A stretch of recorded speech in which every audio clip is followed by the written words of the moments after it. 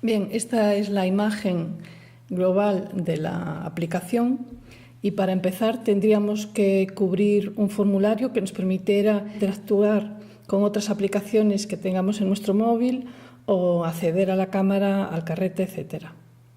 Al entrar en la aplicación tendremos los posts más destacados, el acceso a las tres partes principales de la aplicación: Buff, Mis Posts y el chat.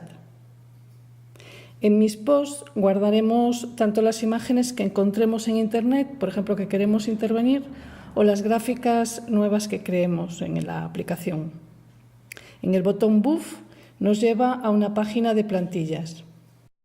A partir de estas plantillas podemos elaborar las respuestas. Por ejemplo, esta plantilla contiene dos bloques de colores que podríamos cambiar o matizar o incorporar imágenes o iconos.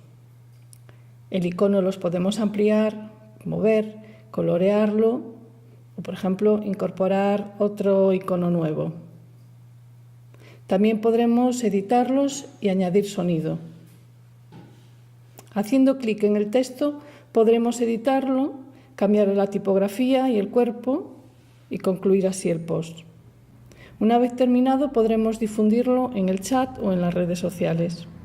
En este otro ejemplo queremos explicarle a un compañero que necesita tener más sensibilidad feminista. Entonces tomamos la foto del chico y le colocamos unas gafas violeta.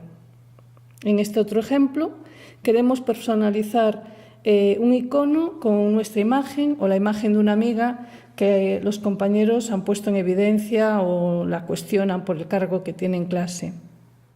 Por último, el botón de chat nos mostrará una pantalla con los buffs que tengamos creado y con las amistades que tenemos. Estos posts los podremos compartir para recibir muestras de apoyo o rechazo y, por supuesto, que puedan ser comentados. Como conclusión, creo que conseguimos realizar una aplicación que de forma fácil y sencilla pueda dar respuesta a las agresiones y al acoso, tanto en las redes como en la calle.